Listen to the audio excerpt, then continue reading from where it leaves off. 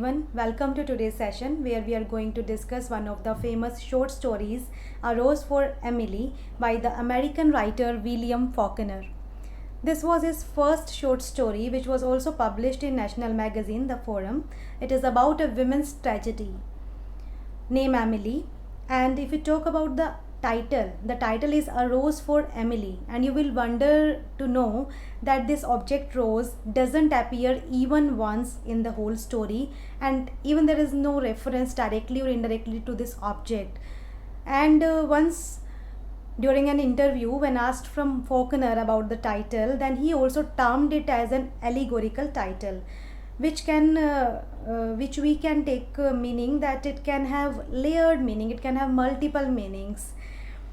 The title A Rose for Emily can be a tribute to Emily by Faulkner, as in the very beginning, in the very first line, we will get the news of funeral of Emily. We'll get the news of her death. So it can be a tribute to Emily by Faulkner.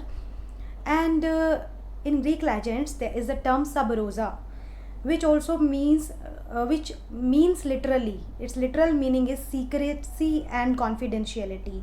And when we will read the story, we will find that the narrator of the story uh, tries to keep the secret, the confidential life of Emily intact up to the last segment of the story. And it is in the last segment we come to know the dark secret of uh, Emily. There is a revelation of her secret in the only last segment, so it can be a gift for Emily by narrator.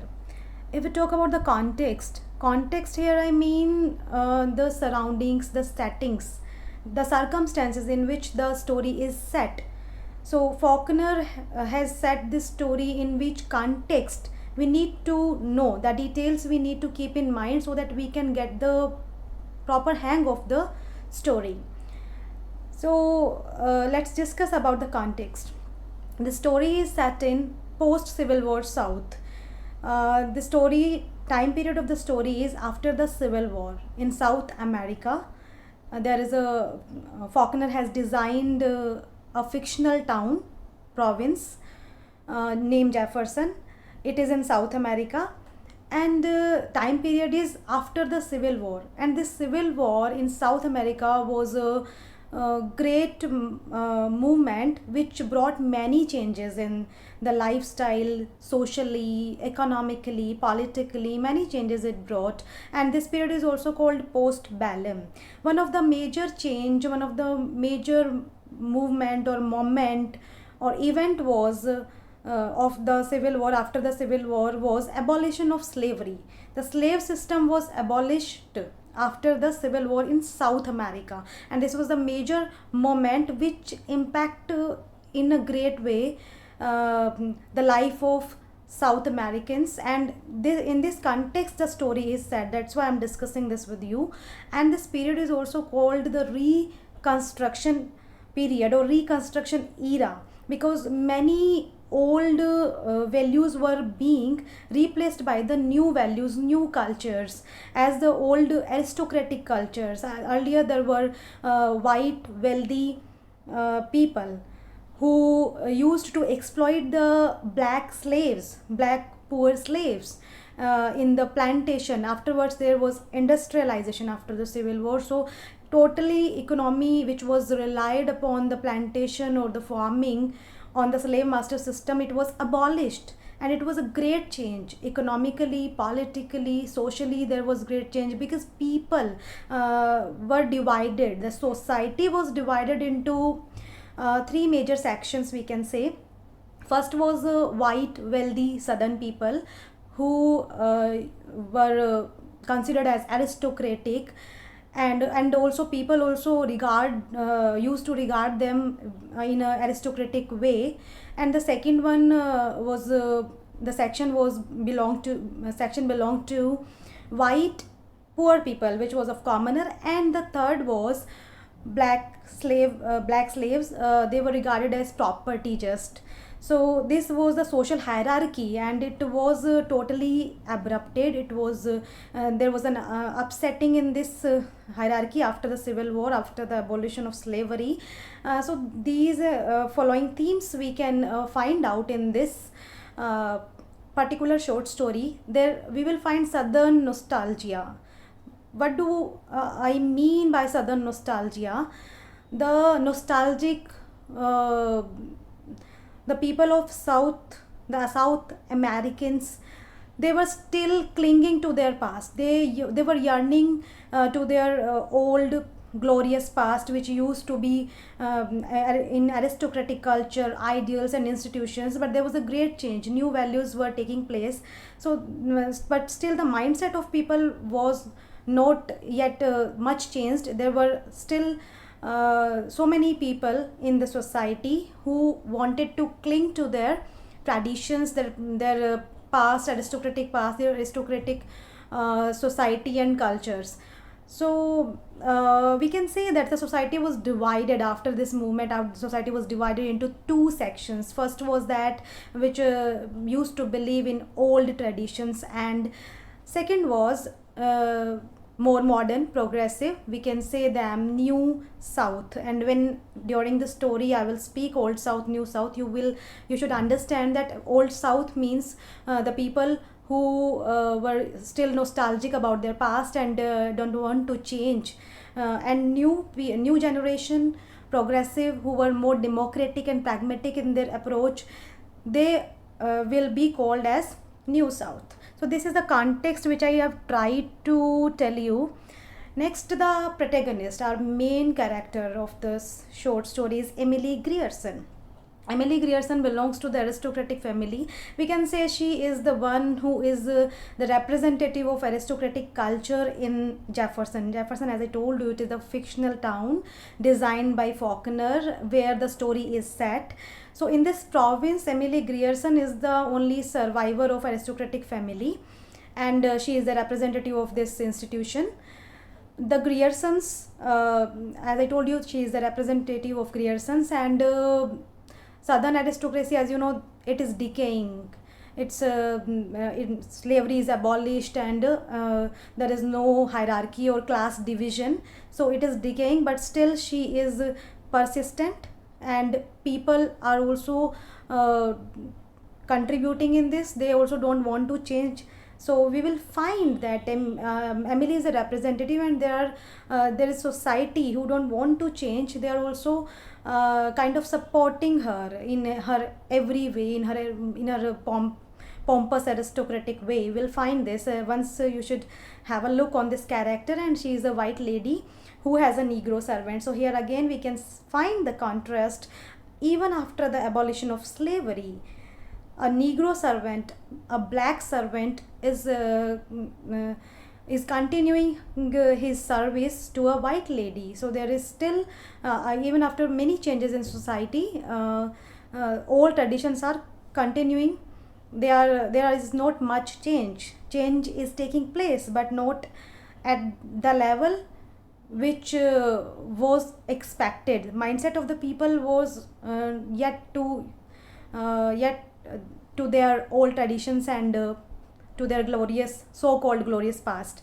Narrator, the storyteller. We will find in this story that the storyteller is the first person plural, which means we'll find that story is being told by someone who is we, our, which gives us an idea, or which gives us an indication that this story has been told from a public view. From it is an entire town who is narrating this story, and it can be interpretations, it can be observation of those old townsfolk who were very much interested in this lady Emily Grierson, because it is their lens, it is their perspective from which we are going to get through this story.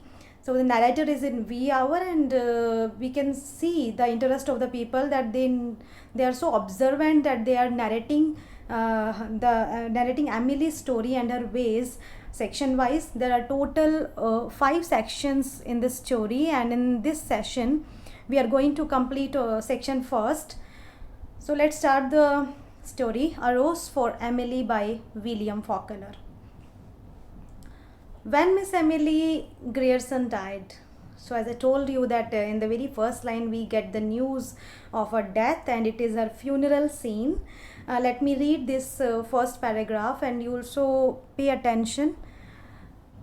Our whole town went to her funeral. The man threw a sort of respectful affection for a fallen monument, the women mostly out of curiosity to see the inside of her house, which no one save an old man servant, a combined gardener and cook, had seen in at least 10 years.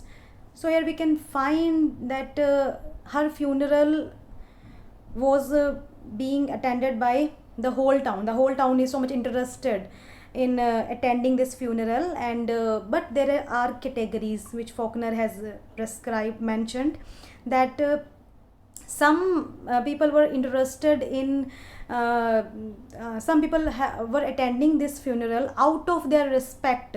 You can see the phrase or see these two words, a fallen monument. So some people were attending this funeral out of respect to this fallen monument. Which fallen monument? The monument of aristocracy, because as I told you that she was the last survivor of the aristocratic culture. There was nobody in her grand mansion, grand mansion, which was also representing the aristocratic institution. In that home, in that house, she was the only lady residing in that home, and along with her old servant who was Negro. And some people were attending the funeral out of their respect to their so-called cherished past, past very embodiment of their glorious past, we can say. So, and some people were attending out of curiosity to see the interior of the house, because there is a line that in at least 10 years, which no one save an old man servant, a combined gardener and cook had seen. That means nobody has entered in this house from last 10 years. We can see here, we can see from here the reclusive nature of this lady, that from the last 10 years nobody has entered in this house. And so people were very curious to see the interior of the house. So this is the funeral scene where some are mourning the fallen monument, their so-called aristocratic society, and some are very much curious in the personal life of this aristocratic lady. And you can see these pronouns we, our, and we have already discussed that from here we can take an idea that this is an interpretation of the whole town about this particular lady. See this paragraph. Alive, Miss Emily had been a tradition, a duty and a care, a sort of hereditary obligation upon the town, dating from that day in 1894. Now here you can see there is a shift in time. In the first paragraph we found the death of Emily, and here there is one of the episodes in the life of Emily. So here is a narrative shift of time. So one thing also you should keep in mind, that this story has not been told in very linear way. It is a non-linear way of telling the story. That means we will get many flashbacks. Time will move forward and backward. So here we have a shift in 1894, narrative shift, when it is a time of colonial Sartoris. I want to draw your attention on this particular line: a tradition, a duty and a care. So see the attitude of the townsfolk, that this lady was a tradition, a duty, a care. That means these people were not only yearning for their past, not only protecting, not only approving the aristocratic culture, but also protecting it, upholding their social values, which are old now and newer are taking place, but still they don't want to change, and they are saying that she was a tradition, a duty and a care.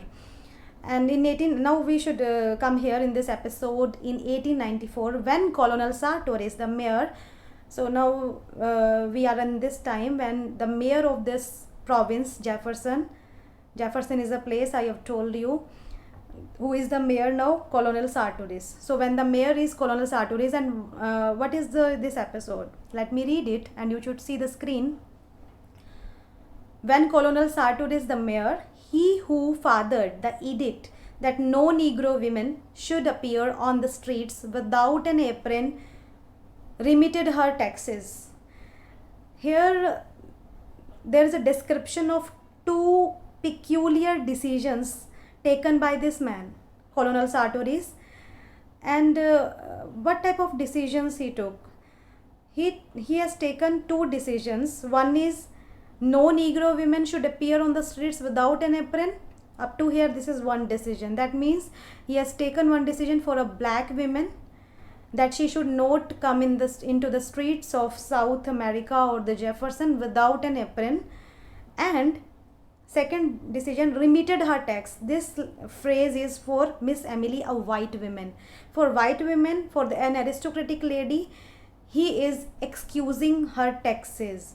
He is excusing her from paying the taxes, and for this decision he has fabricated a story. This I should tell you, it is given in the text that he has fabricated one story that Emily's father loaned money to the townsfolk, and this remission of taxes is one way to pay back that loan. So that's why Emily is not accountable for paying any taxes. She is free from any tax burden, because we are repaying the loan which her father has given to the townsfolk. So this was a concocted story by Colonel Sartoris, and here we can see that Colonel Sartoris is the very embodiment of this mindset of old aristocracy, aristocratic culture and society, which used to be in the period of before Civil War, which we also call antebellum. So I should read it again. I think the meaning is more clear to you now. When Colonel Sartoris the mayor, he who fathered the edict that no Negro women should appear on the streets without an apron, remitted her taxes. Now this was a decision, and by which we can get the idea of the social scenario of South America after Civil War. And you can see William Faulkner as a master craftsman. And you will find it when we go through further the story, that as a master craftsman, he has planted many clues strategically at different points in the story. And at the last segment, that's why this story we need to read very carefully, because there are many clues and points which we will get through, but we will tie all the strands together in the very last segment, because there is a revelation. There is something very different in the last segment. It's a story full of suspense, and Faulkner has planted every clue and every information in such a manner that it creates maximum effect. It gives us a suspense, a sense of suspense. So let's come back. We were on the time period when Colonel Sartoris remitted Emily from paying any taxes. Now this phrase, this line you see in pink color, only a man of Colonel Sartoris' generation and thought could have invented it, and only a woman could have believed it. Now in this line we have got two clues which Faulkner has given us, that the narrator of the story is not from the generation of Colonel Sartoris. Only a man of Colonel Sartoris' generation. So narrator is saying that only a man of Colonel Sartoris' generation. That means he doesn't belong to his generation. Colonel Sartoris' generation is the old generation, and the narrator is from young generation. Here we get this clue, and only a woman could have believed it. That means the narrator is a male narrator. He said that only women could have believed it. Next, Now, the decision was taken and Emily was remitted from paying any tax burden. But after the colonial Sartoris, when the authority or officials, the governance came in the hand of um, newer generations who were more progressive and were more modern in their approach, and who didn't believe in this class distinction or aristocratic and commoners. So they were very, in the newer generation, they found this agreement with Miss Emily, very dissatisfactory. After colonial Sartoris, when newer generation took place, when they became mayor, such people who belong to newer generation, they became the authority came in their hand, and they found this very dissatisfactory, and they tried their best to exact taxes from Miss Emily, but they failed in their every attempt. They sent many letters, and but Miss Emily didn't respond to any of their correspondence. And then at last they decided to send a group of officials to Miss Emily's home. And when they went there, then here I have highlighted the reply, the very blunt reply by Miss Emily.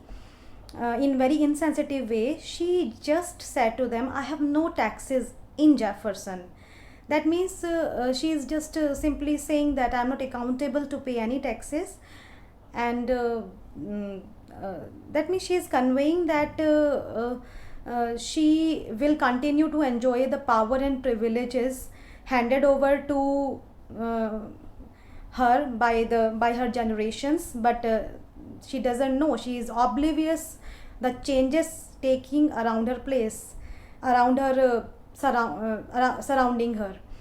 So here Faulkner has also pointed out that the clash, that aristocratic, the people belong to aristocracy, they were not ready to accept this change, and they were constantly denying the fact. As in the character of Miss Emily, we can see that she is just denying that I am not accountable to pay any taxes, though the whole scenario has been changed. Everything is everyone is commoner now, everyone is at the same platform. And in the last line, you can see she said, "See Colonel Sartoris." And ironically, Colonel Sartoris had been dead almost 10 years. That means she was frozen in time. She was still living in that time when Colonel Sartori's type of old generation people were surviving. She has not progressed. Her time was still in the past. And she said, "See Colonel Sartoris." So these all clues and these all things show us the denial of the aristocracy itself. And in further sections we'll come to know that even the people of Jefferson also want to cling their old traditions and values, and it was not easy for them, or they were not ready to accept the new changes. In this section we come to know about the mindset, about the scenario, or a scene or backdrop of the story. I hope that you will get an idea, and I expect from you that before we start the next session, you should read this whole story line to line, and the text link I have given in the description box. I expect that you should read all the story line to line, so that we can have a better understanding when we start the new session. And I'm wrapping up here. I look forward to see you in the next lecture.